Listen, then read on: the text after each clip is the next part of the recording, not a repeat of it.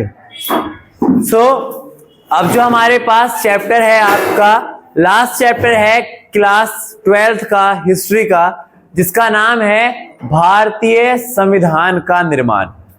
ये चैप्टर जो है ना वो हिस्ट्री कम पोल साइंस है, ठीक है। जो पोल साइंस के अंदर आपने 11th के अंदर संविधान के बारे में पढ़ रखा है ना, तो वैसा कुछ है इसके अंदर, ठीक है। मगर देखो अगर हम बात करेंगे इस चैप्टर के स्टार्टिंग में ना, आपकी एनसीईआरटी के बुक फोल्डर के अंदर जो पार्ट दे रखा है पोर्शन कुछ इस प्रकार से, सारा ध्यान से क्या कह रहा है देखो समझना, ये कुछ कह रहा है देखो समझना। क्या कहता है हमारे पास कि भारतीय संविधान जो है वो 26 जनवरी 1950 को अस्तित्व में आया था। जो हमारा संविधान है ये कब अस्तित्व में आया है, कब इसको स्वीकारा गया है, तो 26 जनवरी 1950 को। और यह दुनिया का सबसे लंबा संविधान है, याद रखना। हमारा जो भारतीय संविधान है इसको अपनाया कब गया है, स्वीकारा कब गया है, 26 जनवरी 1950 को। और ये दुनिया का सबसे लंबा संविधान है लिखित तौर पर, ठीक है। यदि हम अपने देश के आकार और विविधता पर ध्यान दें तो इसकी लंबाई व पेचीदगी को आसानी से समझ सकते हैं। और अगर आप ये सोच रहे हो कि भाई आखिर भारतीय संविधान जो है वो इतना लंबा क्यों है, अगर हम ये देखें कि भारतीय संविधान जो इतना लंबा क्यों बना, तो इसके पीछे ये कारण है कि भारत जो है खुद में एक बड़ा देश है, ठीक है। और प्लस में यहाँ पर आप देखोगे अलग अलग धर्म जाति वर्ग के लोग मिलते हैं, तो अतः हम ये कह सकते हैं कि हाँ भाई लंबा होना संविधान जो है वो क्या था इसका लाजमी था। स्वतंत्रता के समय भारत ने न केवल एक विशाल और विविधतापूर्ण बल्कि गहरे तौर पर बिखरा हुआ देश भी था, याद रखना।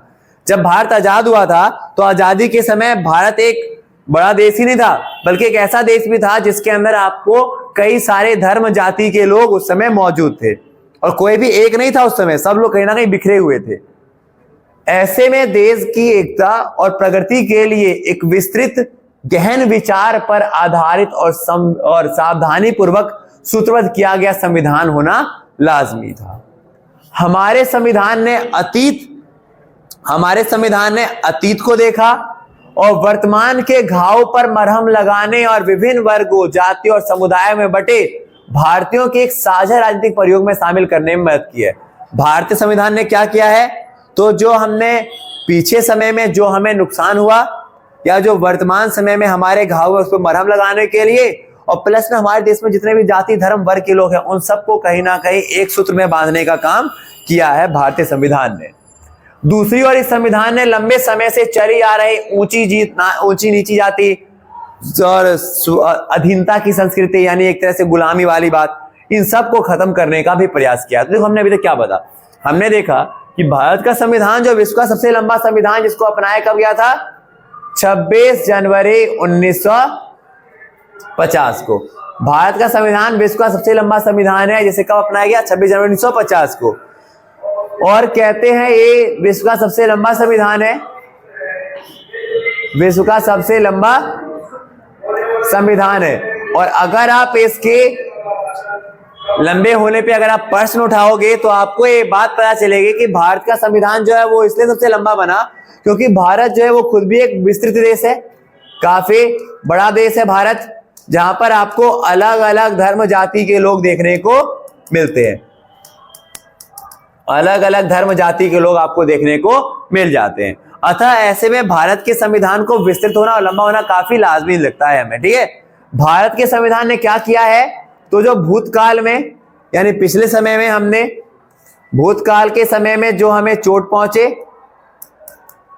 ठीक है, और साथ ही साथ जो वर्तमान के घाव हुए, इन सभी पर मरहम लगाने का काम किया है। किसने, भारत के संविधान ने, ठीक है। और साथ ही साथ भारत के संविधान ने वो देश में सदियों से चली आ रही, देश में जो लंबे समय से चली आ रही कौन सी परंपरा थी, चली आ रही परंपरा कौन सी, ऊंची जात नीची जात, ऊंच नीच वाली परंपरा को भी क्या किया है, खत्म करने का प्रयास, परंपरा को भी खत्म करने का प्रयास किया है, ठीक है। समझ भाई। तो भारत का संविधान जिसको अपनाया गया 26 जनवरी 1950 को, देश का सबसे या दुनिया का सबसे लंबा संविधानों में से एक माना जाता है। और भारत के संविधान जो है विस्तृत तौर पे इसलिए भी लंबा दिखता है हमें क्योंकि भारत खुद भी बड़ा देश है और यहाँ पर आपको अलग अलग धर्म जाति के लोग मिल जाएंगे। तो जब ऐसे में इतने सारे लोग होते हैं तो सभी को सेटिस्फाई करने के लिए, सभी को संतुष्टि पहुंचाने के लिए कहीं ना कहीं लाजमी हो जाता है एक ऐसा संविधान हो जो काफी विस्तृत हो और इसके अंदर हर एक वर्गों के बारे में बात कही गई हो। भारतीय संविधान ने कहीं ना कहीं पिछले समय के जो चोट पहुंचे थे हमें वो और जो वर्तमान में हमारे घाव हैं इन सबको कहीं ना कहीं दूर करने का प्रयास किया है। ठीक है भाई, देखिए जी, ठीक है। अब अगर हम बात करेंगे समझना, कहते हैं भारत के संविधान की अगर हम बात करें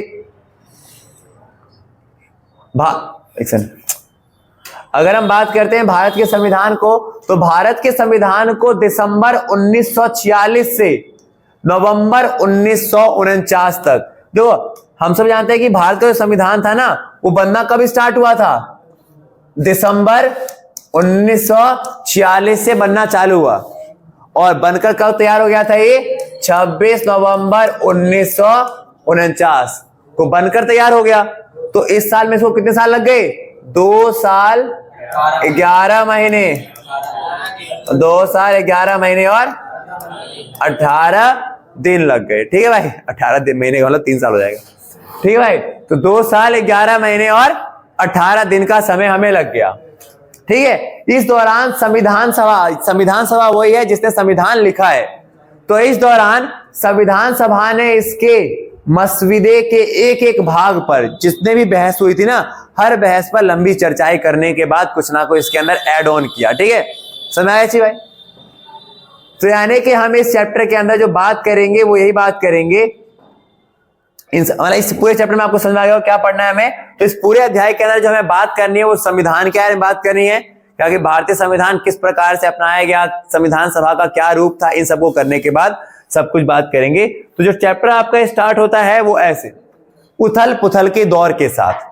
कहते हैं क्या कि संविधान निर्माण से पहले का जो समय था या संविधान निर्माण के पहले का साल काफी उथल पुथल के साथ या उथल पुथल का भरा हुआ था। ठीक है, 15 अगस्त 1947 को भारत तो आजाद हुआ किंतु विभाजित भी हुआ था, बंटवारा भी हुआ भारत का।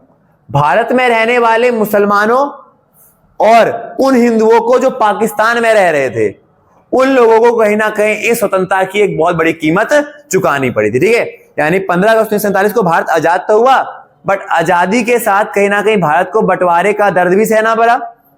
और इस बंटवारे में जो भारत में रह रहे मुस्लिम थे उनको और जो पाकिस्तान में रहने वाले हिंदू, उन दोनों को कहीं ना कहीं काफी ज्यादा कीमत चुकानी पड़ी इसकी।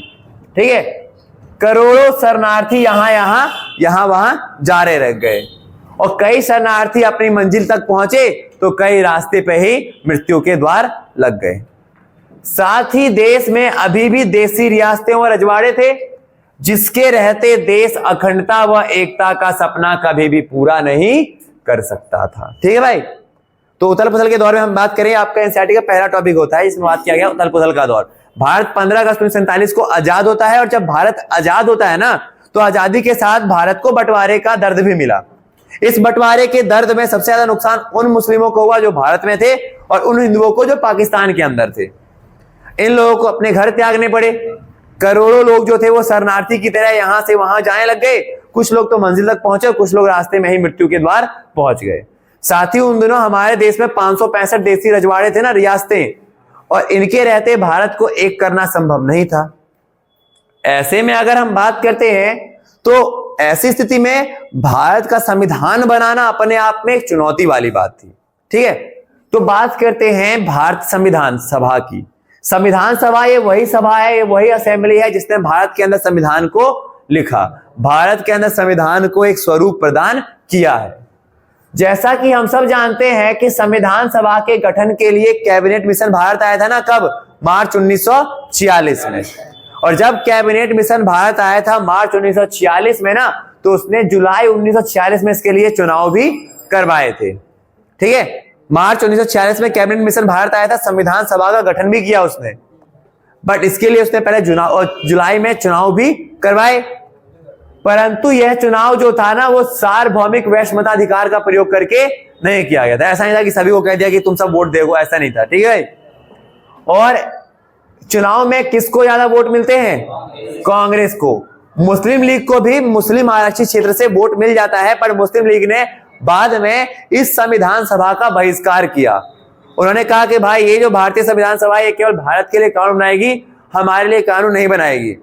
तो इसलिए उन्होंने इसका बहिष्कार किया और बाद में वो खुद अपने लिए संविधान लिखते रहे जो उनको और पाकिस्तान की मांग जारी रखी, क्योंकि बंटवारा हुआ 1947 में और संविधान सभा का गठन हो गया था 9 दिसंबर 1946 में। ठीक है, शुरुआत में समाजवादी नेता भी, याद रखना अगर आपसे पूछता है कि कौन से ऐसे दो पार्टीज हैं या कौन से ऐसे दो समुदाय हैं जिन लोगों ने क्या किया है, संविधान सभा का बहिष्कार किया, एक हो गई मुस्लिम लीग और दूसरा हो गया समाजवादी दल या समाजवादी नेता। मुस्लिम लीग ने क्या कहकर इसका बहिष्कार किया, तो मुस्लिम लीग ने तो यह कहकर बहिष्कार किया कि भाई ये जो है भारतीय संविधान सभा ये भारतीयों के लिए है, मुसलमानों का इसमें कोई फायदा नहीं रहेगा और हम पाकिस्तान चाहिए तो हम पाकिस्तान के लिए मांग करेंगे इसकी।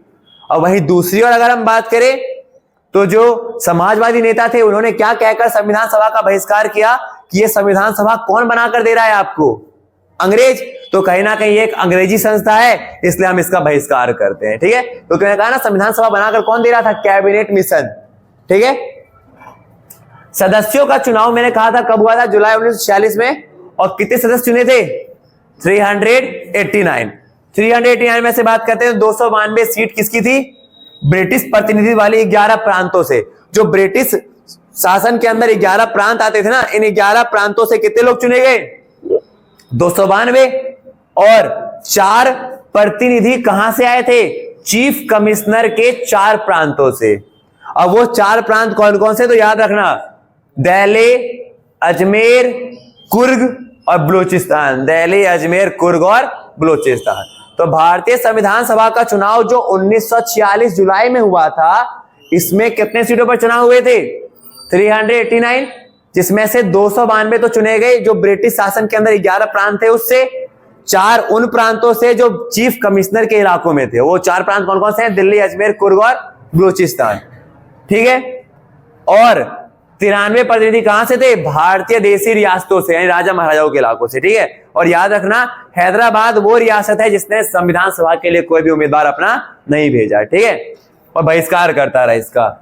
और 3 जून 1947 को माउंटबेटन योजना आई थी ना, सना 3 जून 1947 को माउंटबेटन योजना के अनुसार जब भारत पाकिस्तान का बंटवारा होने की बात कही गई थी ना, तो इसने ये कहा गया था, साफ लिखा था उसके अंदर कि जब अगस्त में भारत पाकिस्तान का बंटवारा हो जाएगा ना, तो बंटवारे के पश्चात जो मेंबर पाकिस्तान चले जाएंगे वो उसके मेंबर नहीं रहेंगे। और ऐसा ही होता है कि 389 में से बाद में कितने मेंबर बचते हैं, केवल 299। समझ भाई, तो भारतीय संविधान सभा की स्थापना कब होती है, 9 दिसंबर 1946।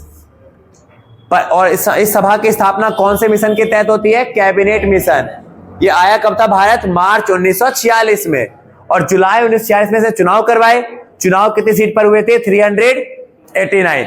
चुनाव में कांग्रेस का तो पूरा प्रभुत्व था और मुस्लिम लीगों को भी सीट मिला, पर मुस्लिम लीग ने बाद में इस कहकर बहिष्कार कर दिया कि भाई ये जो संस्था है, ये जो संविधान सभा है, केवल भारतीयों के लिए कानून बनाएगी, इसमें हमारा कोई रोल नहीं रहेगा। और समाजवादी नेता ने भी इसका बहिष्कार किया, क्या कह करके कि ये ब्रिटिश की संस्था है। 389 मेंबर में से 292 जो थे वो कहां से थे, उन 11 प्रांतों से थे जो ब्रिटिश प्रतिनिधि के अंदर आते थे।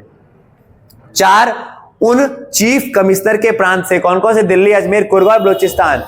और 93 भारतीय देशी रियासतों से, और इन रियासत में कौन शामिल नहीं था, हैदराबाद नहीं था। और 3 जून 1947 को माउंटबेटन योजना के बाद इसमें से कितने मेंबर रह गए, केवल 299। बाकी जो सदस्य थे वो पाकिस्तान की तरफ चले गए थे। ठीक है, सुनाया भाई। अब अगर हम देखो बात करेंगे तो जो अब अगला होता है हमारे पास वो क्या होता है, इसकी स्थापना नेताई कब हुई थी, 9 दिसंबर 1946 को, जिसमें अस्थायी अध्यक्ष 9 तारीख को इसके जो अस्थायी अध्यक्ष थे ना, टेम्पररी चीफ, वो कौन थे, सच्चिदानंद सिन्हा।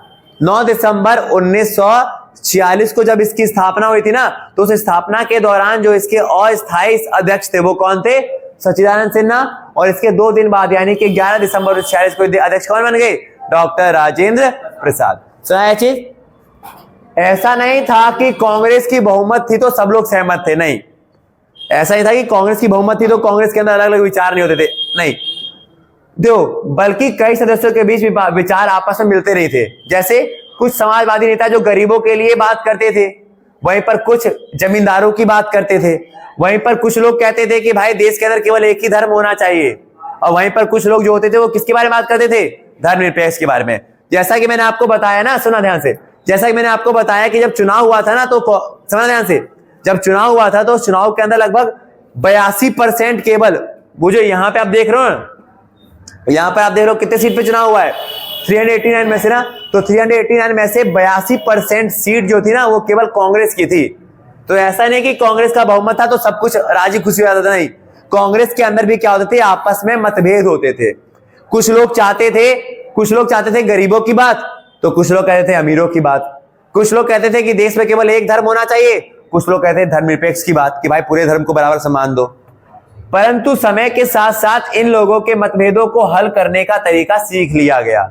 जब भी कोई बात ऐसी होती थी ना, बहस वाली बात होती थी कि जिसमें कोई बात मन नहीं रही है, तो सरकार क्या करती थी, उसे अखबार में छाप देती थी और उस पर जनता का राय मांगती थी कि जनता अपना राय दीजिए, और लोगों को ना बुलाया भी जाता था कि आइए और आ करके अगर आप चाहें तो अपना कुछ राय दे सकते हैं। ठीक है भाई, सुनाया।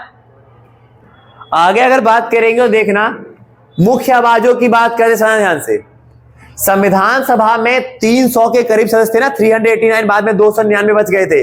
तो कहते हैं संविधान सभा में लगभग कितने सदस्य थे, 300 के करीब सदस्य हैं, और 300 में से कितने मुख्य हैं, 6 मुख्य। याद रखना, संविधान सभा के अंदर 300 के करीब सदस्य हैं, पर जिसमें से जो मुख्य हैं वो कितने हैं, केवल 6, और उन 6 में से 3 तो कांग्रेसी थे। कौन कौन से, जवाहरलाल नेहरू, वल्लभ भाई पटेल और राजेंद्र प्रसाद, ये 3 तो कौन से थे, कांग्रेस वाले। समझ चीज, संविधान सभा में कितने सदस्य हो गए, 300 के करीब सदस्य हुए। इस 300 में से कितने प्रमुख थे, 6 प्रमुख हैं, और उन 6 में से भी 3 कौन से, कांग्रेस के। कौन कौन से, नेहरू जी, पटेल भाई, और आपका कौन हो गए, एक राजेंद्र प्रसाद। ठीक है। जवाहरलाल नेहरू ने 13 दिसंबर 1946 को, जवाहरलाल नेहरू ने 13 दिसंबर 1946 को संविधान की उद्देश्य प्रस्तावना पास की थी। समझ गए। जवाहरलाल नेहरू ने 9 दिसंबर को स्थापना होती है, 9 दिसंबर को सच्चिदानंद सिन्हा इसके और अध्यक्ष थे, 11 दिसंबर को राजेंद्र प्रसाद, और 13 दिसंबर को जो जवाहरलाल नेहरू थे वो उसकी क्या करते हैं, उद्देश्य प्रस्तावना यहाँ पर पारित करते हैं। और इन्होंने यह भी सलाह दिया था नेहरू जी ने कि भारत का जो राष्ट्रीय ध्वज होना चाहिए ना, वो कैसा होना चाहिए, केसरिया, हरा और सफेद। ठीक है। और इसको डिजाइन किसने दिया था, तो हमारे राष्ट्रीय ध्वज को का निर्माण किसने किया था, पिंगली वेंकैया ने। किसने, पिंगली वेंकैया ने किया था, जिसे संविधान सभा के द्वारा कब स्वीकारा गया, 22 जुलाई 1947 को। बी.आर. अम्बेडकर, जो कि इस संविधान में प्रारंभ में तो कांग्रेस के विरोधी थे, पर गांधी जी की सलाह पर इन्हें कहा गया कि भैया आप काफी पढ़े लिखे और वरिष्ठ वकील हैं, तो आपका काम है कि संविधान सभा का जो लिखने का काम होगा ना वो आप करेंगे। तो बी.आर. अम्बेडकर को इसका काम सौंपा गया। तो मुख्य बात में बता रहा हूं मैं, संविधान सभा में लगभग 300 से करीब सदस्य थे, पर 300 में से 6 लोग हैं प्रमुख, और 6 में से 3 तो कांग्रेस के थे। कौन कौन से, नेहरू, वल्लभ भाई पटेल और राजेंद्र प्रसाद। नेहरू की बात करें तो नेहरू वो व्यक्ति है जिन्होंने 13 दिसंबर 1946 को, यानी संविधान सभा की स्थापना के 4 दिन बाद ये कहा कि भाई, जो उनके पिता ने एक बार मोतीलाल नेहरू ने कुछ उद्देश्य प्रस्तावना पारित किया ना 1929 के करीब, तो उन्होंने कहा था कि भाई आप इस प्रस्तावना को ना, ये जो उद्देश्य प्रस्तावना है इसको संविधान का प्रिम्बल बनाइए। ठीक है। उसे कब स्वीकारा गया, 13 दिसंबर 1946 में। और साथ ही नेहरू वही व्यक्ति जिन्होंने कहा था कि भारत का जो राष्ट्रीय ध्वज होना चाहिए वो केसरिया यानी 3 रंगा होना चाहिए, जिसको डिजाइन किसने किया था, पिंगली वेंकैया ने। और इसे संविधान सभा के द्वारा स्वीकार कब गया है, 22 जुलाई 1947 को। बी.आर. अम्बेडकर, जो कि पहले तो भाई कांग्रेस के खिलाफ थे, परंतु गांधी जी की सलाह पर इन्हें 11 दिसंबर 1946 को क्या बना दिया गया था, प्रारूप समिति का अध्यक्ष। प्रारूप समिति का काम क्या था, लिखने का काम था। और इनके साथ 2 अन्य वकील भी थे। एक वकील का नाम है गुजरात के मुंशी, और दूसरे मद्रास के अल्लादे कृष्ण स्वामी अय्यर। तो कुल मिला के 6 बंदे हो गए, 6 बंदे हो गए, 3 कांग्रेस के और 3 अम्बेडकर वाले। कांग्रेस की तरफ से कौन कौन? राजेंद्र प्रसाद, वल्लभ भाई पटेल और आपका जवाहरलाल नेहरू और बी आर अम्बेडकर, फिर आपका के एम मुंशी और के मुंशी, और एक हो गया आपके कौन? अल्लादे कृष्णस्वामी अय्यर। ठीक है, 6 लोग हो गए। और इन 6 सदस्यों के अतिरिक्त 2 प्रशासनिक अधिकारी भी थे। और इन प्रशासनिक अधिकारी में कौन कौन से हैं आपके? तो एक है बी एन राव जो संवैधानिक सलाहकार थे, बी एन राव सलाहकार हैं। और वहीं अगर बात करें एस एन मुखर्जी की तो ये योजनाकार थे। इनकी खास बात यह है एस एन मुखर्जी की, ये जटिल से जटिल बातों को ना लीगल तरीके से लिख सकते थे। ठीक है भाई, तो ये तो कुल मिला के 6 सदस्य तो मेन और 2 सलाहकार तौर पे, एक बी एन राव जो सलाहकार है और एक एस एन मुखर्जी जो कि योजनाकार था। ठीक है भाई, इन सभी सदस्यों की मेहनत तथा विचारों की व्यवस्था के कारण हमारे संविधान के निर्माण होने में कुल कितने समय लग गए? महीने और 18 दिन। कितनी बैठकें हुई? 166 बैठकें। और कितना खर्चा हुआ? 64 लाख का टोटल खर्चा हुआ। भारतीय संविधान सभा में ऐसा नहीं था कि केवल पुरुष सदस्य थे, इसमें महिलाएं सदस्य भी थी। ठीक है, 9 महिलाएं सदस्य थी, यहां पर याद रखना। इन 9 महिला सदस्यों में से जो कुछ प्रमुख है कौन कौन सी हैं? आपके सरोजिनी नायडू, हंसा मेहता, दुर्गाबाई देशमुख, राजकुमारी अमृता कौर, आपका विजय लक्ष्मी पंडित। ठीक है भाई, तो ये आपके कुछ टॉपिक्स थे। कल जो हम इसके आगे बात करेंगे कि आखिर भारतीय संविधान के अंदर अब दृष्टि क्या था, विचार क्या था। ठीक है,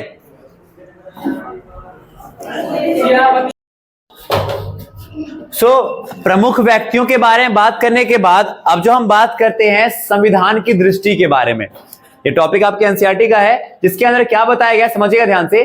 तो संविधान को समझने के लिए या संवैधानिक दर्शन को समझने के लिए हमें संविधान के प्रस्तावना, ठीक है, देखो संविधान का उद्देश्य क्या है, भारतीय संविधान के अंदर किस बातों के बारे में ज्यादा वजूद दिया गया है।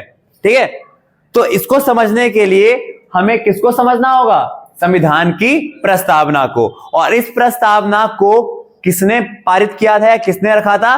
तो जवाहरलाल नेहरू ने, जिसे 13 दिसंबर 1946 को पंडित नेहरू ने संविधान सभा में प्रस्तुत किया था। समझिए भाई, तो कहते हैं कि अगर भारतीय संविधान के दर्शन को, भारतीय संविधान की आइडियोलॉजी को अगर आपको जानना है ना, तो उसके लिए भारतीय संविधान की प्रस्तावना को समझो। प्रस्तावना प्रिम्बल जो पहला पेज होता है, और इसको प्रस्तुत किसने किया था? पंडित जवाहरलाल नेहरू ने। वो भी कब किया था? 13 दिसंबर 1946 को किया था। यह प्रस्तावना संविधान के उद्देश्य व आदर्शों को बताता है। इस प्रस्तावना में आखिर भारतीय संविधान का क्या उद्देश्य है, क्या आदर्श है इसके, इन सबको बताता है। इसमें भारत को क्या बताया गया है? इसमें भारत को एक स्वतंत्र व संप्रभुत्व गणराज्य बताया गया है। क्या बताया गया है? भारत को एक ऐसा देश बताया गया जो स्वतंत्र है, और प्लस में संप्रभुत्व का मतलब होता है एक ऐसा देश जो अपना फैसला खुद करेगा, उसके ऊपर किसी का कोई कंट्रोल नहीं होगा। साथ ही इसमें नागरिकों के न्याय, समानता, स्वतंत्रता की बात भी कही गई है। तो भारतीय संविधान की प्रस्तावना, जिसे 13 दिसंबर 1946 को पंडित नेहरू ने संविधान सभा के अंदर प्रस्तुत किया था, ये वो पार्ट है संविधान का जिसके अंदर संविधान के उद्देश्य व आदर्शों के बारे में बताया जाता है। इसके अंदर भारत को कैसा देश बताया गया है? एक स्वतंत्र और संप्रभुत्व देश बताया गया है। ठीक है, साथ ही इसको एक ऐसा देश बताया गया है जहां पर नागरिकों के न्याय, समानता व स्वतंत्रता की बात कही गई है, तथा इसमें अल्पसंख्यकों व निम्न व अन्य पिछड़े वर्गों को पर्याप्त रक्षात्मक प्रावधान भी किए गए हैं। अल्पसंख्यकों को, पिछड़े वर्गों को, निम्न वर्ग के लोगों को रक्षात्मक प्रावधान का मतलब होता है उनको आरक्षण देना, उनके बचाव की बात भी कही गई है। ठीक है, इस उद्देश्य प्रस्तावना को पारित व प्रस्तुत करते हुए उन्होंने यह कहा कि हम सिर्फ नकल नहीं कर रहे बल्कि हम सीख लेने वाले हैं। ये एक टॉपिक इंपॉर्टेंट याद रखना, एक क्वेश्चन बनेगा इससे कि आखिर नेहरू जी के द्वारा कहे गए। अच्छा देखो एक चीज ना, जब आप लोग, मैं आपको बताता हूं, जब आप लोग एनसीईआरटी पढ़ते हो ना, तो एनसीईआरटी के साइड में वो लाल कलर के डब्बा बना होता है, डब्बा, उस डब्बे के नीचे ना पीले रंग में क्वेश्चन लिखाया होता है। ठीक है, कभी भी जब इस चैप्टर को मैं करवाऊं ना, तो एक बार ना ट्राई करना कि उन क्वेश्चंस को किया करो। पीले डब्बे में हर एक का क्वेश्चन लिखा होता है, लाल डब्बा तो पूरा फॉर्मेट होता है, उसके नीचे आप देखोगे तो पीले रंग से ना एक पूरा आपको क्वेश्चन दे रखा होगा। वो क्वेश्चन पता है क्या होता है? उस पैरे के अंदर जो बातें कही गई हैं उस पूरे पैरे का क्वेश्चन है वो। ठीक है, तो आपको पता चलेगा क्वेश्चन कौन कौन से होते हैं। ठीक है, चलिए मैं आपको दिखा दूंगा, नहीं दिखेगा तो उसमें समझ जाए।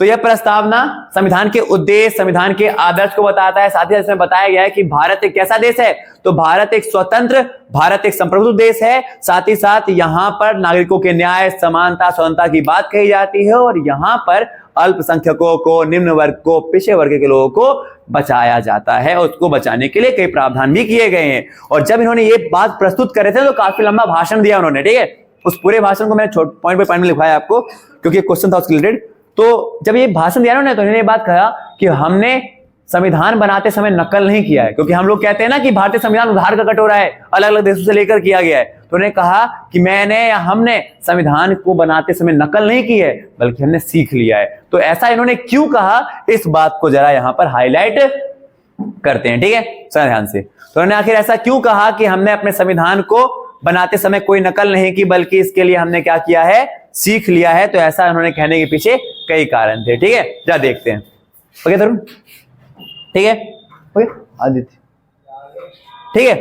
तो कौन कौन सी बातें सुना ध्यान से, तो ये चीज है, मेन चीज आज तक। हाँ, तो जवाहरलाल नेहरू के द्वारा ये बातें कही गई हैं। इस चैप्टर के अंदर ना कई ऐसे टॉपिक्स हैं जो अलग अलग लोगों के द्वारा कहे गए हैं, ठीक है।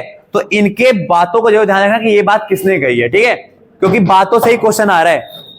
तो पहला है, हम सिर्फ नकल नहीं करने वाले। तो ये कौन है, जवाहरलाल नेहरू जी के द्वारा ये बात कही गई है। तो जवाहरलाल नेहरू ने यह बात इसलिए कही क्योंकि विभिन्न लोगों द्वारा यह आरोप लगाया जा रहा था कि भारत अपना संविधान दूसरे देशों को नकल करके बना रहा है। तो इस पे परंतु नेहरू जी का अर्थ था कि भारत ने अपना संविधान नकल के द्वारा नहीं बनाया, बल्कि हमने सीख लेकर बनाया है। और इसके लिए उन्होंने एग्जाम्पल दिया है। तो यही क्वेश्चन आपका पीले अक्षर में लिखा हुआ है उसके अंदर डब्बे में, कि नेहरू जी ने क्या तर्क देते हुए यह कहा कि भारतीय संविधान नकल करके नहीं बल्कि सीख लेकर बनाया गया है। तो कौन कौन से ऐसे उन्होंने बातें कही हैं। तो पहली बात, भारत ने अपना संविधान उस अमेरिकी संविधान को आदर्श मानकर लिखा है जो इतने सालों से अपनी कसौटी पर खड़ा उतरा है। मतलब इन्होंने कहा कि हाँ, हमने अमेरिका से कुछ बातें चुराई हैं, अमेरिका से कुछ बातें हमने लिखी हैं अपने संविधान में, बट अमेरिका एक ऐसा देश रहा जिसने अपने संविधान को तब बनाया और तब से लेकर 150 साल तक, जब वो संविधान लिख रहे हैं हमारे लोग, तो 150 साल हो चुके हैं और 150 साल तक अभी उसके इसमें कोई विवाद नहीं हुआ। तो हमने अपना संविधान अमेरिका के संविधान को देखकर बनाया, उनके आदर्शों को देखकर बनाया, जिसने 150 साल तक, यानी जब वो संविधान लिख रहे हैं अपने देश के लोग तो 150 साल हो चुके हैं, अब तो और ज्यादा साल हो गए होंगे, ठीक है, 200 से ज्यादा साल हो गए। तो 150 साल तक उसमें अपनी कसौटी पर खड़ा उतरा, उस देश में कोई विवाद नहीं हुआ। दूसरा उदाहरण क्या दिया उन्होंने कि भारत ने अपना संविधान उस विशाल क्रांति से जन्मे, यहां पर बात हो रही है फ्रांसीसी क्रांति, ठीक है, कि भारत ने अपना संविधान उस विशाल क्रांति से जन्मे लोकतांत्रिक विचारधाराओं को भी आदर्श मानकर लिखा है, जो कि काफी संघर्षों के पश्चात लिखा गया था। यहां पे बात हो रही है फ्रांसीसी क्रांति की। आप जानते हो फ्रांसीसी क्रांति में फ्रांस के लोगों ने काफी, एक तो वहां पे लुईस 16 की शासन के विरुद्ध उन्होंने लड़ाई लड़ी बुर्बो वंश के खिलाफ, फिर काफी मांग करते रहे लोकतंत्र आने की, और कहते हैं क्या, काफी संघर्षों के बाद इनको अपना संविधान लिखने का मौका मिला। और साथ ही साथ ये वो लोग थे जिन्हें संविधान लिखने के लिए एक कमरा तक नहीं दिया गया था। तो आपने पढ़ा था उस चैप्टर में 9th क्लास के अंदर कि क्या करते, वेनिस के टेनिस कोर्ट में जाकर के वहां पर इन लोगों ने अपना शपथ लिया और फिर एक चर्च चुना और चर्च में जाकर के संविधान लिखना इन्होंने शुरू कर दिया। समझ चीज भाई। तो पहला इन्होंने क्या तर्क दिया कि हमने अपना संविधान अमेरिका के कुछ बिंदुओं को लिया है, पर अमेरिका का संविधान हमने इसलिए लिया क्योंकि अमेरिका का संविधान 150 साल से अपनी कसौटी पे खड़ा उतरा, और हमने अपना संविधान उन लोगों को देख कर लिया जो फ्रांस में लंबे संघर्षों के बाद अपना संविधान बनाने को बैठे, जिन्हें एक कमरा तक नहीं दिया गया था संविधान सभा के तौर पे, जिन लोगों ने केवल टेनिस कोर्ट में लोकतंत्र की बात करते हुए संविधान लिख डाला। ठीक है भाई, समझ गए। दो तर्क दिया, पहला अमेरिका को लेकर के, दूसरा किसको, फ्रांसीसी क्रांति को लेकर के। ठीक है, दो तर्क हो गए। तीसरा तर्क आपको देता हूं, तो तीसरा तर्क क्या है, साथ ही हमारा संविधान उस विशाल सोवियत गणराज्य यानी यूएसएसआर, तीसरा किसके बारे में बताया गया है, यूएसएसआर सोवियत संघ के बारे में, कि सोवियत गणराज्य से भी प्रेरित है, जो सामाजिक कल्याण को बुनियाद मानती है। ठीक है, सामाजिक कल्याण को। चौथा पॉइंट उन्होंने कहा कि साथ ही हमारे संविधान में उस सभी कमियों पर भी जोर दिया गया जो भूतकाल में कई लोगों ने अपना संविधान बनाया जो टिक नहीं पाए। इराक वाला हम बात कर लेते हैं ना, कि कई लोग ऐसे संविधान भी बने जिन्होंने सफल नहीं हो पाए, तो हमने उनकी गलतियों को भी सीख करके अपना संविधान बनाया। तो ये 4 बातें कही गई हैं, और अर्थात भारत ने नकल नहीं करी है बल्कि सीख लेकर अपना संविधान गढ़ा है। सुना है चीज आई? तो ये क्वेश्चन अगर आपसे बनता है कि नेहरू जी के द्वारा क्या तर्क दिए गए इस बात के ऊपर कि भारत ने संविधान नकल करके लिखा है, तो उन्होंने कहा कि भाई हमने नकल नहीं किया, हमने सीख ली है। सीख कहां से? अमेरिका से। हमने सीख ली फ्रांसीसी क्रांति में कि उन लोगों ने संघर्ष करने के बाद जो संविधान बनाया, जिनको जगह एक कमरा तक नहीं दिया गया। तीसरा, हमने यूएसएसआर को आदर्श मानकर अपना संविधान लिखा जो समाजवादी बुनियादों पर आधारित है, और हमने अपना संविधान उन सभी देशों को किससे सीख लेकर लिखा है जिन लोगों में संविधान तो बनाया बट वो सफल नहीं हो सके। ठीक है भाई, ये पूरा पॉइंट था 3 देशों के बारे में, और एक आखिर में तर्क दिया उन्होंने। ठीक है, तो ये तर्क थे इनके। अगला, अब लोगों की इच्छा की बात करते हैं। इस टॉपिक के अंदर हम बात करेंगे अल्पसंख्यकों के बारे में। अल्पसंख्यक होते कौन है, अधिकार। देखो ये जो टॉपिक था ना आपका, इस चैप्टर का सबसे इंपॉर्टेंट टॉपिक ये पूरा ही था। ठीक है, 2-3 पेज एनसीईआरटी से भरी हुई है आपकी। अगर बात करते हैं, कहते हैं क्या कि संविधान सभा के कम्युनिस्ट सदस्य, देखो ये नाम याद रखना, सोमनाथ लाहिड़ी का, सोमनाथ लाहिड़ी। ठीक है, तो सोमनाथ लाहिड़ी की बात करते हैं, ये कौन थे? तो कम्युनिस्ट पार्टी के सदस्य थे, या कम्युनिस्ट सदस्य ऐसे समाजवादी भावनाओं को प्रेरित थे। ठीक है, इनको संविधान सभा की सभी चर्चाओं पर ब्रिटिश साम्राज्यवाद का साया दिखाई देता है। हमने पढ़ा भी था ऐसा कि ऐसी कौन कौन सी पार्टियां थी जिन्होंने संविधान सभा का विरोध किया था। एक तो मैंने बताया था मुस्लिम लीग थी और प्लस में कम्युनिस्ट पार्टी के भी लोग थे। इन लोगों को लगता था कि भारतीय संविधान सभा जो है ना, वो ब्रिटिश की बनाई गई एक संस्था है, और उस पर विचार भी किसके चल रहे हैं? ब्रिटिशों के चल रहे हैं। ठीक है, तो याद रखना, ब्रिटिश मतलब हमारे देश के जब संविधान सभा का एक सदस्य था कौन? सोमनाथ लाहिड़ी। इन्होंने ये कहा कि भारतीय संविधान सभा जो है ब्रिटिशों की बनाई गई एक संस्था है, और यहां पर विचार भी किसके चल रहे होंगे?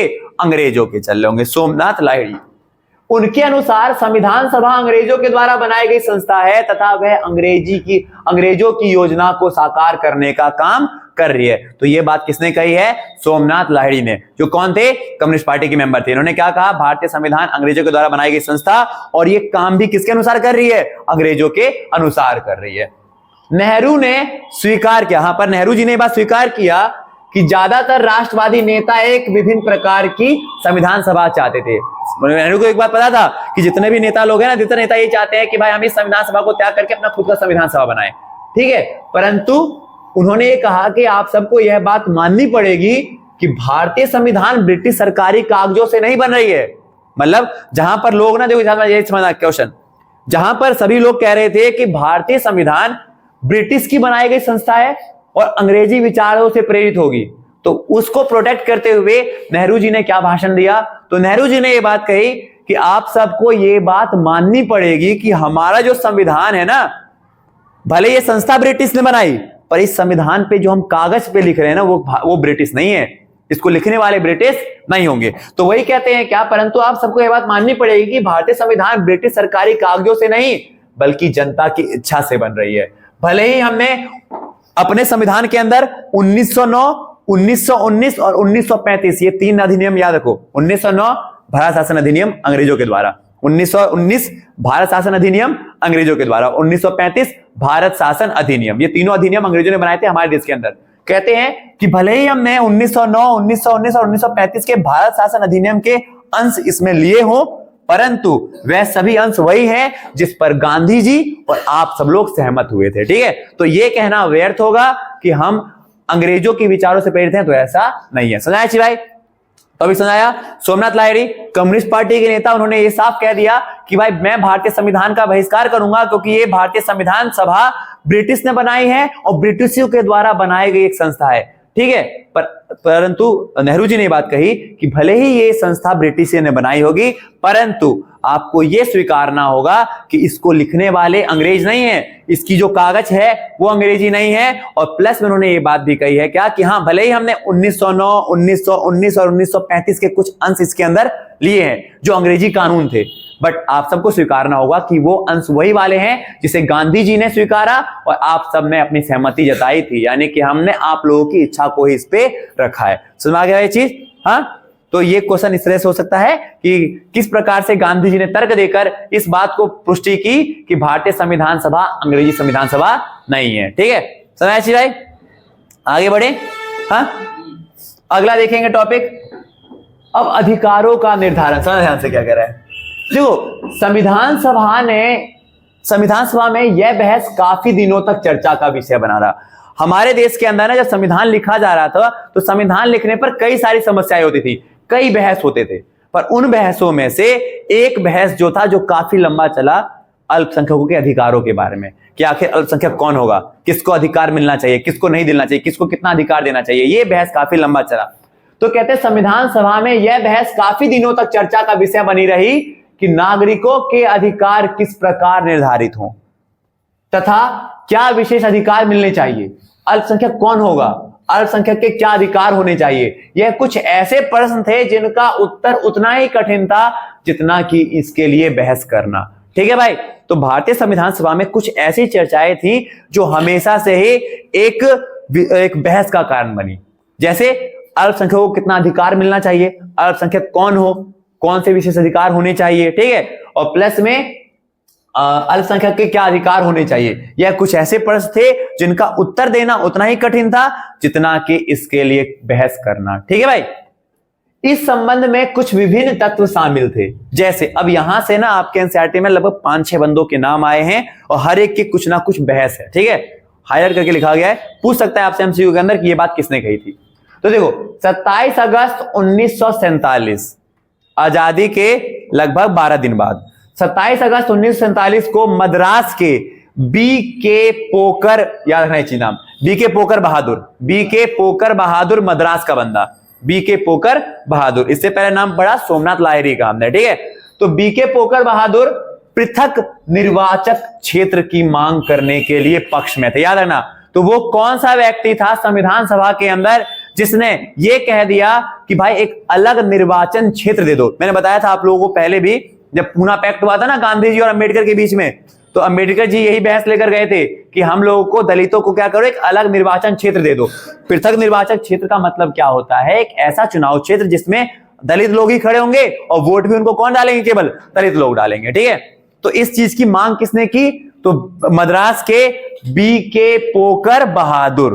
ठीक है, इन्होंने किस चीज की मांग की, तो इन्होंने मांग की किसकी, पृथक निर्वाचन क्षेत्र रखने की मांग की। ठीक है, और भाषण दिया इसके लिए। अब देखो इनका भाषण क्या था समझना, उनके अनुसार अल्पसंख्यक सभी जगह होते हैं, उन्हें हम चाह के भी नहीं हटा सकते। मतलब इनका बेसिकली मानना था कि जो भी अल्पसंख्यक है ना, उनके लिए एक अलग निर्वाचन क्षेत्र कर दो, वहां से वही बंदा खड़ा होगा, वोट भी उसी के लोग ही डालेंगे, सिर्फ कोई बाहरी बंदा उसको वोट नहीं देगा। अतः हमें एक ऐसे राजनीतिक ढांचे की आवश्यकता है जिससे अल्पसंख्यक भी औरों के साथ सद्भावनाओं से जी सके। मतलब मद्रास के बी.के. पोकर बहादुर का कहना था कि भाई अल्पसंख्यकों की भलाई करनी है तो एक अलग निर्वाचन क्षेत्र दे दो, जहां पर वही लोग खड़े होंगे, वही लोग वोट डालेंगे। ऐसे में क्या होगा कि ऐसे में हम एक ऐसे राजनीतिक ढांचा बना देंगे जहां पर सभी को, अल्पसंख्यकों को भी औरों की तरह दूसरों के तरीके बराबर सम्मान मिल पाएगा। ये किसने कहा है, बी.के. पोकर बहादुर ने ये बात कही। ठीक है भाई, किसके बारे में, अल्पसंख्यक के बारे में। ठीक है, ठीक है, अतः उनके अनुसार अल्पसंख्यकों को राजनीतिक प्रतिनिधित्व का पूरा अवसर मिलना चाहिए। मतलब इन्होंने ये कहा कि अल्पसंख्यकों को ना राजनीति में प्रतिनिधित्व करने का पूरा मौका मिलना चाहिए। ठीक है, जिससे कि उनकी आवाज सुनी जा सके व उनके विचारों पर ध्यान दिया जा सके। और ये बात हो रही है किसके लिए, अल्पसंख्यकों के अलग निर्वाचन क्षेत्र की मांग, बी.के. पोकर बहादुर जी के द्वारा। अब देखो, जिन लोगों ने, ये भी क्वेश्चन है आपका, मैंने कहा ना पहले कक्षा में क्वेश्चन दे रखा है, ये क्या है, जिन लोगों ने पृथक निर्वाचन क्षेत्र के विपक्ष में बात कही उनके कुछ बिंदु। तो याद है ना, क्वेश्चन आ सकता है कि पृथक निर्वाचन क्षेत्र के विपक्ष में तर्क देते हुए किन किन लोगों ने क्या क्या बातें कही हैं। विपक्ष में, पक्ष में तो कौन खड़े थे, बी.के. पोकर बहादुर के अलग निर्वाचन क्षेत्र बना दो, अलग लोग वोट डालेंगे और हम ही लोग खड़े होंगे। ठीक है भाई, सबसे पहला था पृथक निर्वाचिका की व्यवस्था लोगों को बांटने के लिए अंग्रेजों की चाल थी। लोगों का यह कहना था कि जो पृथक निर्वाचिका है ना, अलग निर्वाचन क्षेत्र बना देना, ये अंग्रेजों के द्वारा बनाई गई थी। याद है, सबसे पहले जो पृथक निर्वाचन क्षेत्र की बात कही गई थी ना, ये अंग्रेज लेकर आए थे हमारे देश के अंदर। उन्होंने मुस्लिम लीग के लिए एक अलग निर्वाचन क्षेत्र दे दिया था। तो यहां पे लोग बोल रहे हैं, जिन्होंने, जैसे बहादुर ने बोला ना, तो बहादुर के बाद अलग अलग बोलना चालू हो गए। एक बंदा कहता है कि अरे भाई ये पृथक निर्वाचन क्षेत्र की बात कर रहे हो, पर ये तो सुनो, ये पृथक निर्वाचन क्षेत्र अंग्रेजों ने कब बनाया था? मुस्लिम लीग के लिए, और ये उनकी चाल थी हमें बांटने की। ठीक है, आरवी धुलेकर, देखो एक बंदे का नाम आ गया, आरवी धुलेकर। आरवी धुलेकर ने बहादुर को कहा, यानी बीके पोकर बहादुर को, कि अंग्रेजों ने संरक्षण यानी कि आरक्षण, देखो सुनो, अंग्रेजों ने संरक्षण या आरक्षण के नाम पर अपना खेल खेला और इसकी आड़ में उन्होंने अल्पसंख्यकों को बहलाया है। समझ में आया चीज क्या था? आया समझ में? मतलब देखो ध्यान से समझना। तो पहला जो बात कहा गया, उन्होंने, लोगों ने ये कहा विपक्ष में ये बात करते हुए कि देखो भाई पृथक निर्वाचन का कोई अच्छी चीज नहीं है। पृथक निर्वाचक क्षेत्र जो है इसको अंग्रेजों ने इसलिए लागू किया था ताकि वो हम लोगों को बांट सके। अगर आप भी लेकर आओगे तो आप भी बंटोगे।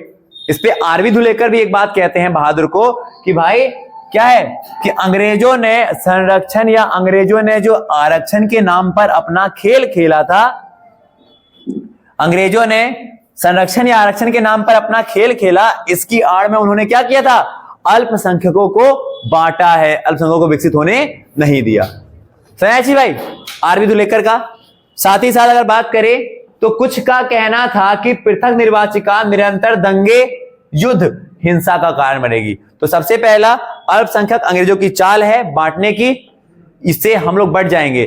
आरवी धुलेकर ने भी यही कहा कि अल्पसंख्यक एक ऐसा खेल था जिसको अगर खेलोगे तो अल्पसंख्यकों के लिए अगर निर्वाचिका क्षेत्र की अगर मांग करोगे ना तो एक ऐसा खेल रहेगा जिसमें अल्पसंख्यक कभी अपना विकास नहीं करवा पाएंगे। साथ ही एक बंदे ने ये कहा कि अल्पसंख्यकों के लिए अगर निर्वाचन क्षेत्र की अगर आप मांग करते हो ना अलग से, तो ये हमेशा उनको दंगे, युद्ध और हिंसा में ही फंसा करके रखेगी। चौथा पटेल, अब यहाँ पे सरदार वल्लभ भाई पटेल की बात हो रही है, तो पटेल ने क्या बात कही है कि पृथक निर्वाचिका एक ऐसा जहर है, एक ऐसा विष है जो कि हमारे पूरे राजनीति को खा जाएगा। और उन्होंने कहा कि अगर शांति की चाह रखने वालों यह मांग छोड़ दो। तो ये बात किसने कही थी? पटेल ने। समझ गए चीज भाई? पीके बहादुर का नाम आया जो पक्ष में थे, आरवी धुलेकर विपक्ष में, उनका कहना था कि अंग्रेजों की चाल, अंग्रेजों ने जो चाल चली उसी चाल को अगर तुम भी लोग चलोगे तो हम आपस में फिर से बट जाएंगे। दूसरा पटेल जी का क्या कहना है? तो पटेल जी का कहना है कि भाई ये एक ऐसा जहर है जो हमारी पूरी राजनीति को खा जाएगा और अगर आप शांति की चाह रखते हो तो प्लीज ये मांग छोड़ दो। सही है? ये 4 पॉइंट हुए अभी तक। चाल है, धुलेकर का कहना था कि भाई अल्पसंख्यक को बहलाया जाएगा इससे बाद में। साथ ही साथ कुछ लोगों का कहना था कि भाई अगर आप ये पृथक निर्वाचन क्षेत्र को स्वीकार कर लोगे ना तो देखना आगे चल के हिंसा, दंगा, यही सब होता रहेगा देश के अंदर। और पटेल जी ने भी ये कहा कि पृथक निर्वाचन क्षेत्र एक ऐसा विषय है जो हमारे पूरी राजनीति को खा जाएगा और एक समय ऐसा आएगा कि जब हम शांति में जी नहीं पाएंगे। तो यानी शांति की चाह करते हो तो इसकी मांग छोड़ दो। ठीक है, फिर अगला जो बंदा है वो कौन है हमारे पास? पृथक निर्वाचिकाओं की मांग का जवाब देते हुए गोविंद बल्लभ पंत। गोविंद बल्लभ पंत, इन्होंने ऐलान किया कि यह प्रस्ताव न केवल देश के लिए बल्कि अल्पसंख्यकों के लिए भी खतरनाक है।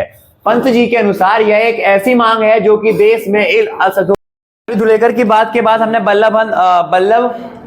गोविंद बल्लभ पंत की बात की। इन्होंने ये बात कही कि अल्पसंख्यकों को जो आप ये दे रहे हो ना, क्या कहते हैं, पृथक निर्वाचिका की बात करते हो, तो ये ना केवल देश के लिए बल्कि इनके लिए भी खतरनाक है क्योंकि ये इनको क्या करेगा? पूरे समुदाय से अलग कर देगा। ठीक है, नागरिकों के अधिकारों की मांग करते हुए पंत ने ये बात कही कि हमारी ना एक अपमानजनक आदत है, हमारी एक बुरी आदत है। वो बुरी आदत क्या है हमारी? कि हम नागरिकों की नहीं बल्कि समाज की सोच के चलते हैं। सही चीज, मतलब पंत ने पृथक निर्वाचक क्षेत्र की को अगेंस्ट बोलते हुए उन्होंने बात कही कि हम लोग की एक आदत है, हम समाज के बारे में सोच रहे हैं कि भाई इस समाज को ये अधिकार दे दो, इस समाज को अधिकार दे दो। बट हम ऐसे नहीं सोच रहे कि अगर हम समाज के हिसाब सोच रहे हैं, बल्कि हमें सोचना किसके हिसाब चाहिए? नागरिकों के बारे में, कि हर एक नागरिक के बारे में सोचो। तुम एक समाज को इतना कुछ दे दोगे तो बाकी दूसरे नागरिकों को क्या होगा? क्या नागरिक वो बात चाहते हैं कि नहीं चाहते हैं? समाज के लोगों के बारे में तुम सोचो, पर समाज के नागरिकों से पूछो कि क्या तुम भाई अलग निर्वाचन क्षेत्र की बात चाहते हो कि नहीं चाहते हो। समझ भाई? तो यहां पर, और प्लस में देखो, कुछ मुस्लिम भी जो थे वो भी निर्वाचक से सहमत नहीं थे, बल्कि ये है उन्हीं के लिए, अल्पसंख्यकों के लिए। मुस्लिम भी अल्पसंख्यक थे उस समय, ठीक है, और अभी भी। तो ये कह रहा है कि कुछ मुस्लिम भी थे जो इस निर्वाचिका से सहमत नहीं थे, जैसे बेगम एजाज रसूल। इनकी यह मांग थी कि यह आत्मघाती है और इससे अल्पसंख्यक बहुसंख्यक से कट जाएंगे बिल्कुल। और अंततः 1949 में अधिकतर लोग इस बात से सहमत हो गए कि हाँ भाई पृथक निर्वाचक क्षेत्र नहीं होना चाहिए। समझ जी भाई। तो पृथक निर्वाचक क्षेत्र के विपक्ष में बात करते हुए कई लोगों ने कई बातें कही हैं। मेन लोगों की बात थी धुलेकर जी की, जिन्होंने कहा कि भाई ब्रिटिश की चाल है और इससे देश में अशांति रहेगी। साथ ही साथ वल्लभ भाई पटेल भी यही कहते हैं कि अगर देश में शांति चाहते हो तो ये मांग छोड़ दो। फिर उसके बाद हमने गोविंद वल्लभ पंत की बात की। तो इनके अनुसार ये था हमारे पास कि ये जो है केवल देश के लिए नहीं बल्कि इनके लिए भी खतरनाक है। ये कल को अपना विकास नहीं कर पाएंगे, ये कभी भी समाज से जुड़ नहीं पाएंगे। और फिर इनके बारे में एक और था, कौन हमारे पास, एक मुस्लिम भी महिला थी जिनका नाम है आपका बेगम एजाज रसूल। इनका भी ये कहना था कि यदि हम निर्वाचिका क्षेत्र को स्वीकार कर लेंगे ना तो ये एक आत्मघाती ऐसा होगा, सुसाइड जैसा होगा, क्योंकि इसमें जो अल्पसंख्यक है वो कभी बहुसंख्यक से जुड़ नहीं पाएंगे बल्कि उनसे कटते रह जाएंगे। और अंत में 1949 में क्या किया गया कि भाई इस चीज को खारिज कर दिया गया और सब लोग सहमत हो गए कि हाँ भाई पृथक निर्वाचक क्षेत्र नहीं होना चाहिए। ठीक है, ये इसके बारे में था। अब आगे अगर हम बात करेंगे, देखेंगे क्या, तो अल्पसंख्यक कौन हो, समझना ध्यान से इसके बारे में। तो कौन होना चाहिए अल्पसंख्यक? उद्देश्य प्रस्ताव का स्वागत करते हुए किसान आंदोलन के नेता और एक समाजवादी विचारों वाले एनजी रांगा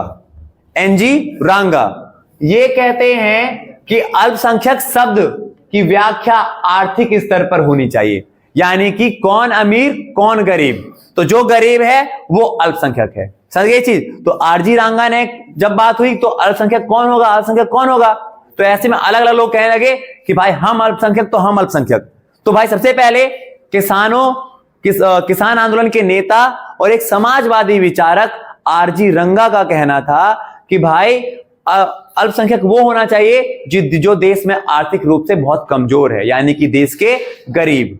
समझ भाई। रंगा के नजर में असली अल्पसंख्यक गरीब और वो लोग हैं जो दबे कुचले लोग थे। ठीक है। इस पक्ष में रंगा ने यह भी कहा कि इन लोगों को सहारे की आवश्यकता है, साथ ही इन्हें एक सीढ़ी मिलनी चाहिए बस, और वो सीढ़ी क्या होगी, आरक्षण देना। समझ भाई।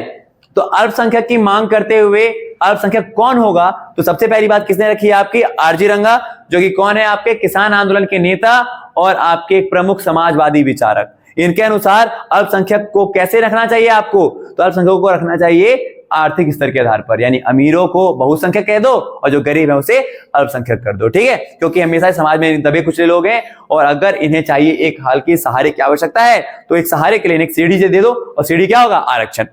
सही चीज।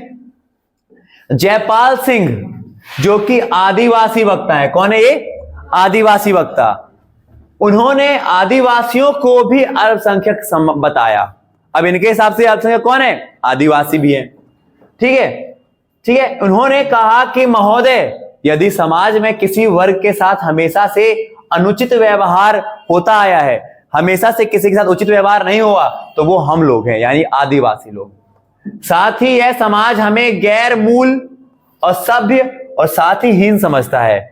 सिंह पृथक निर्वाचन क्षेत्र के पक्ष में तो नहीं थे, बट हाँ ये चाहते थे कि इन्हें आरक्षण मिलना चाहिए। कहां पर, विधायिका में। कहां मिलना चाहिए आरक्षण, विधायिका में। तो दो लोगों की बात हुई। अल्पसंख्यक कौन हो, जयपाल सिंह, और एक हो गए आपके कौन, आपके कौन थे, आपके आरजी रंगा, एनजी रंगा, सॉरी एनजी रंगा, मैं आरजी रंगा बोला, एनजी रंगा। तो दो लोग हुए, एनजी रंगा गरीबों को अल्पसंख्यक कहने की बात, और एक जयपाल सिंह जिनके नजर में अल्पसंख्यक कौन होने चाहिए आपके, तो वो होने चाहिए आपके कौन, आदिवासी। सही। एक एनजी रंगा और एक कौन हो जाएगा हमारे, एनजी रंगा और आपके कौन है, जयपाल सिंह। ठीक है भाई। जयपाल सिंह के अनुसार आदिवासी को बना दो आप अल्पसंख्यक, और एनजी रंगा ने क्या कहा कि गरीबों को बना दो अल्पसंख्यक। ठीक है। ये दो लोग हो गए। फिर देखो, अब कुछ लोग कहते हैं दलित लोगों को, ठीक है, हरिजनों को।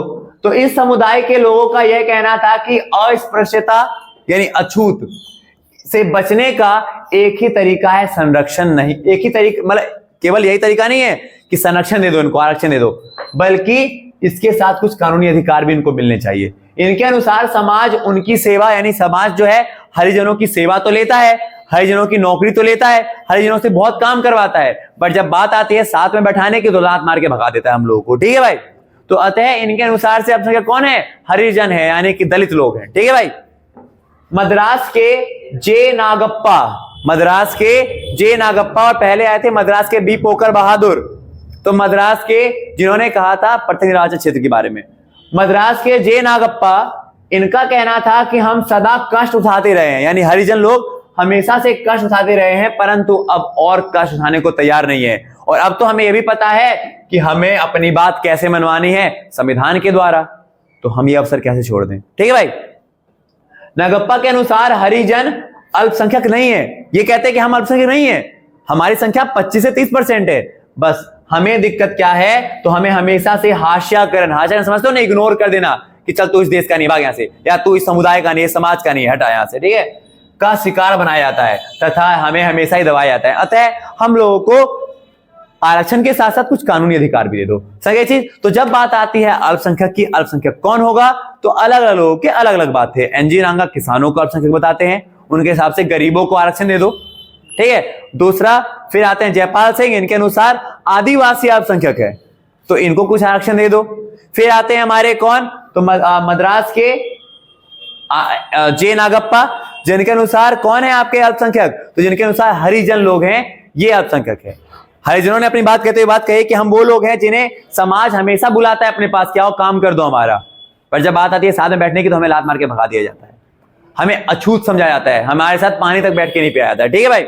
अतः और इन्होंने ये भी बात कही, ये जो नागप्पा थे, इन्होंने एक बात ये भी कही कि हम लोग जो है ना, हम लोग अल्पसंख्यक नहीं है, हमारी संख्या 25 से लेकर 30% है देश के अंदर, बट दिक्कत यह है कि हमारी संख्या इतनी ज्यादा होते हुए भी हम लोगों को हमेशा हास्याकरण का शिकार होना पड़ता है, मार्जिनलाइजेशन का। हास्याकरण मतलब एक देश का एक ऐसा तबका जिसे समाज के लोग ना हमेशा दूर करते हैं, बहिष्कार करते हैं, अरे तू इस समाज के नहीं, भाग यहां से। ठीक है। तो अतः हमें हमेशा से दबाया जा रहा है, शिकार किया जाता है हमारा, तो अतः हमें अल्पसंख्यक आरक्षण के साथ साथ कुछ कानूनी अधिकार भी दे दो। ठीक है भाई। अब इन सब के बाद संविधान सभा में क्या रुख चलता है, हमारे पास कुछ ही टॉपिक रह गए, 2-3 पेज और रह गए, जो कल आपका ये वाला चैप्टर कंप्लीट हो जाएगा। ठीक है। तो इसके साथ ही हमारा ये वाला टॉपिक जो था आज के दिन का वो रहता है। तो देखो, हमने बात किया था लास्ट क्लास के अंदर कि आखिर दलित कौन होते हैं, अल्पसंख्यक कौन है, किसको अल्पसंख्यक माना जाए, किसको नहीं माना जाए, इन सब के बारे में काफी बहस हुआ था। आज की जो हमारी क्लास होगी वो लास्ट होगी आपके इस टर्म की हिस्ट्री का लास्ट चैप्टर है हमारे पास। ठीक है। तो देखो, सबसे पहले बात करेंगे, जो टॉपिक है आपका वो है राज्य की शक्तियों के बारे में। कहते हैं क्या कि संविधान सभा पर बहस भी इस बात पर काफी हुई। मैं बताया संविधान सभा में कई चीजों पर बहस हो रही थी। एक हुई कि किसको अल्पसंख्यक माना जाए, अधिकार किसको कितना मिलना चाहिए। तो एक जो बहस हुई संविधान सभा में वो इस बात पर भी हुई कि आखिर केंद्र सरकार और राज्य सरकारों के क्या अधिकार होने चाहिए, कि केंद्र सरकार को कितनी शक्तियां मिलनी चाहिए और राज्य सरकार को कितनी शक्तियां मिलनी चाहिए। ठीक है। जो लोग शक्तिशाली केंद्र के पक्ष में थे, यानी जो लोग चाहते थे कि भाई केंद्र सरकार के पास ज्यादा पावर हो, उसमें से एक थे कौन, नेहरू जी भी। पर नेहरू जी का भी यही मानना था कि हाँ भाई, देश के अंदर ना शक्तिशाली केंद्र सरकार होना बहुत जरूरी है। और इसके पक्ष में बात करते हुए उन्होंने क्या तर्क दिया, तो इन्होंने ना राजेंद्र प्रसाद, जो कि संविधान सभा के अध्यक्ष हैं, उनके नाम लिखे पत्र में उन्होंने कहा कि अब जबकि देश का बंटवारा हो ही गया है, तो एक दुर्बल यानी एक कमजोर केंद्र शासन वाली व्यवस्था देश को चला नहीं पाएगी। अतः हमें केंद्र सरकार को ज्यादा शक्तियां देनी चाहिए। समझाया ये चीज? समझाया? मतलब ये टॉपिक था हमारे पास कि ना, अब जो बहस उठी है वो बहस उठी है क्या, कि आखिर केंद्र सरकार को कितनी शक्ति मिलनी चाहिए, राज्य सरकार को कितनी शक्ति मिलनी चाहिए। तो जब इस बात पे बहस छिड़ती है तो ये फैसला होता है, और इसमें पक्ष में थे जो लोग थे ना कि हाँ भाई केंद्र सरकार को ज्यादा शक्तियां मिलनी चाहिए, इसके पक्ष में कौन थे, नेहरू जी भी थे। और नेहरू जी का कहना था कि हाँ भाई केंद्र सरकार को ज्यादा शक्ति मिलनी चाहिए, क्योंकि अब जब देश का बंटवारा हो ही चुका है तो एक कमजोर केंद्र शासन व्यवस्था वाला देश इस देश को चला नहीं पाएगा। ठीक है। संविधान के मसविदे की में विषयों की 3 सूचियां, फिर बाद में संविधान में अगर हम देखते हैं ना तो 3 सूचियां जारी की गई है संविधान के अंदर। 3 लिस्ट है ना, संघ सूची, राज्य सूची और संवर्ती सूची। संघ सूची में किसके काम के बारे में बताया जाता है, संघ सूची को हम केंद्र सूची कहते हैं। तो संघ सूची में उस विषयों को रखा गया जिसके ऊपर कौन फैसला लेगी, केंद्र सरकार। कौन लेगी, केंद्र सरकार। राज्य में कौन होगा, राज्य, और संवर्ती में दोनों। सुनाइए भाई। तो हमारे देश में केंद्र सरकार और राज्य सरकार की शक्तियों का बंटवारा करने के लिए 3 सूचियां बनाई गई हैं, संघ सूची, राज्य सूची, समवर्ती सूची। संघ सूची में केंद्र सरकार के विषय, राज्य सूची में राज्य सरकार के विषय, और आपका तीसरा हो गया कौन सा, समवर्ती, इसमें दोनों सरकार के विषयों के बारे में बात कही गई है। परंतु अन्य संघों की तुलना में केंद्र सरकार को ज्यादा शक्तियां केंद्र सरकार के पास रखा गया। मतलब आमतौर पर ये भी देखा गया कि जितने भी विषय है ना, उन सब में से ज्यादा विषय किसमें रखे गए, केंद्र सरकार के पास, यानी ज्यादा पावर किसके पास रहे, केंद्र सरकार के पास रहे।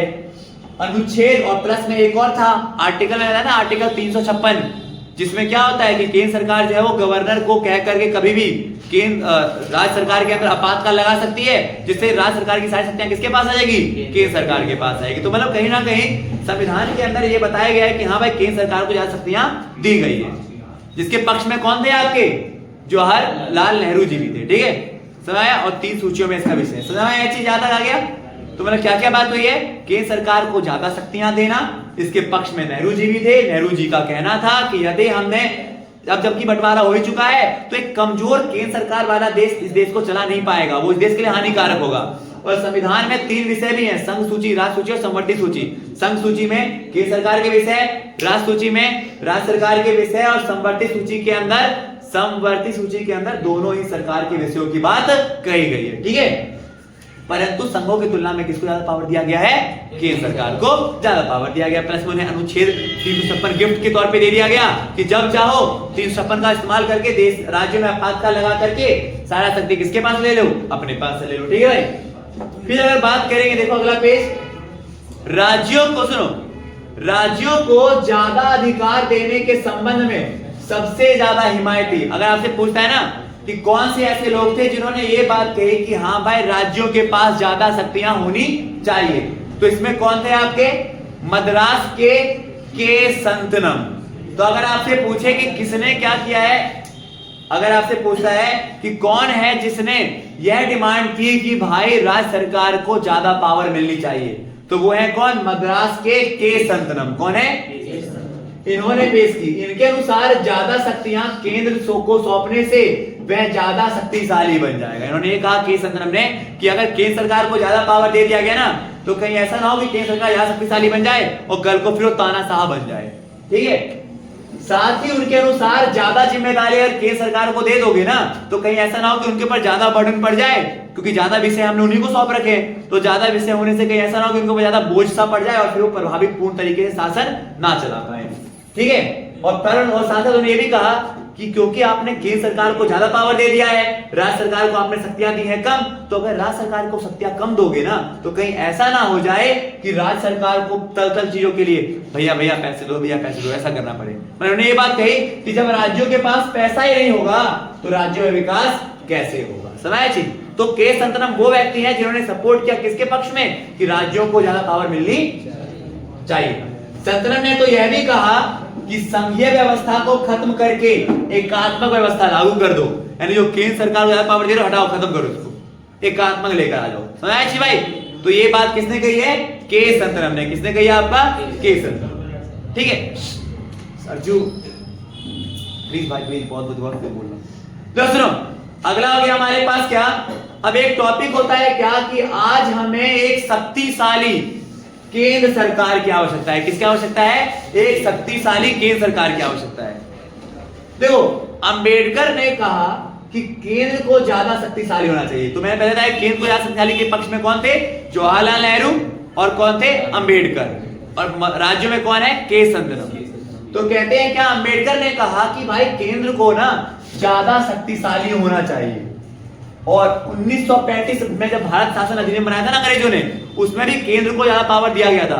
तो जितनी पावर तब मिली थी ना, उससे भी ज्यादा शक्तिशाली बनना चाहिए। ये किसका मानना था, अंबेडकर जी का, ठीक है। इनके अनुसार केंद्र के पास ज्यादा शक्तियां होने से सड़कों पर हो रही सांप्रदायिक हिंसा, धर्म के नाम पर, जाति के नाम पर जो हिंसा होगी वो कहीं ना कहीं खत्म हो सकती है, ठीक है। और इसके और मान के चलो, इन्होंने ये भी कहा कि अगर राज्यों के पास ज्यादा शक्तियां दे दोगे ना, तो राज्य केवल अपने बारे में सोचेंगे, तो ऐसे तो देश का विकास तो हो ही नहीं पाएगा। तो देश का भला चाहते हो तो क्या करो, केंद्रों के पास ज्यादा शक्तियां जाने दो।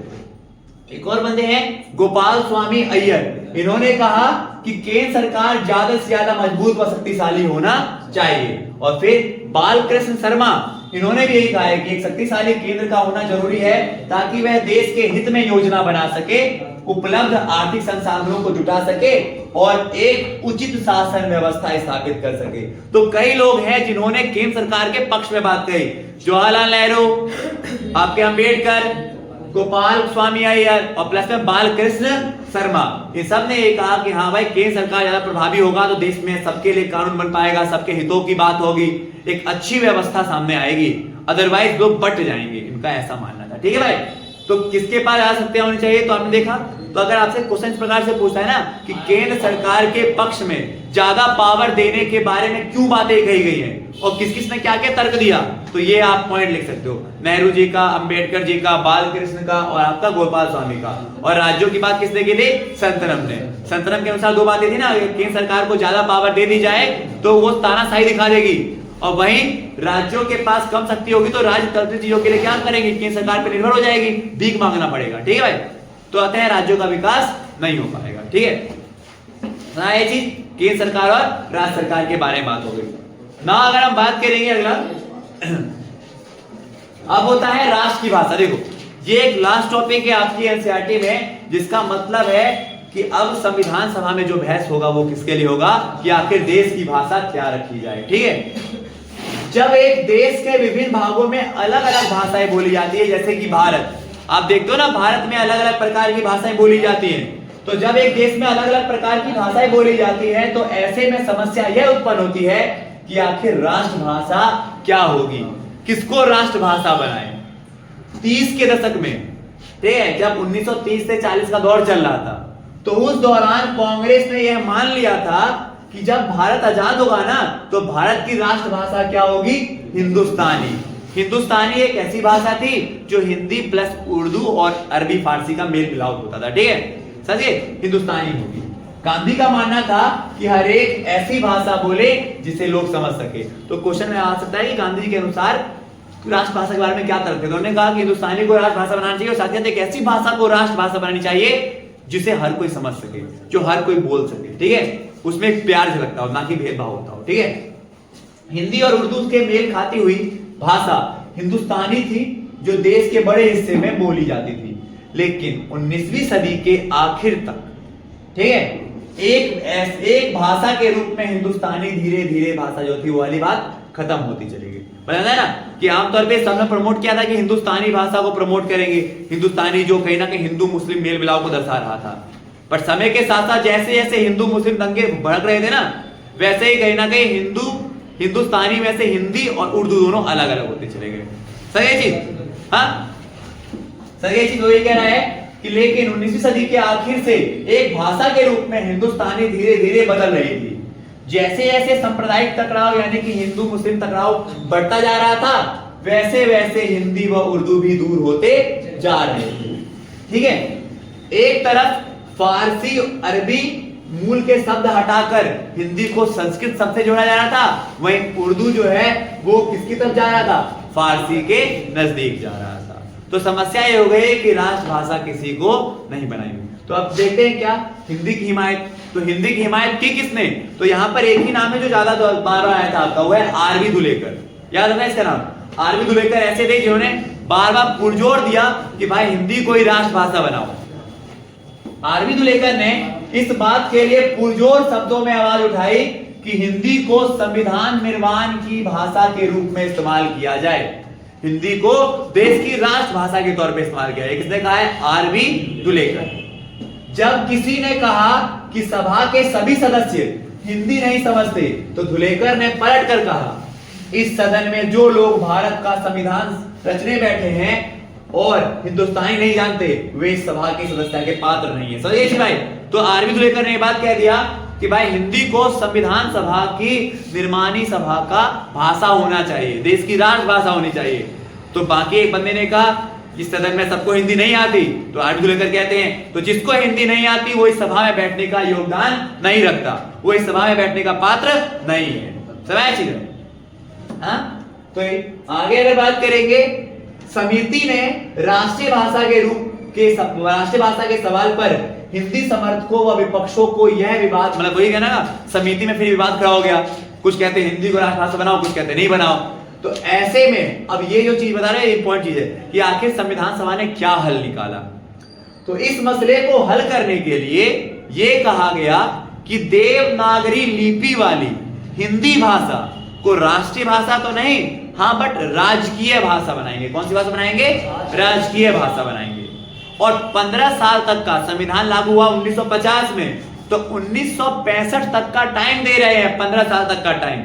इस 15 साल में केंद्र सरकार की रिस्पॉन्सिबिलिटी है कि वो हिंदी को उन क्षेत्रों में भी प्रमोट करे जहां पर हिंदी नहीं बोली जाती।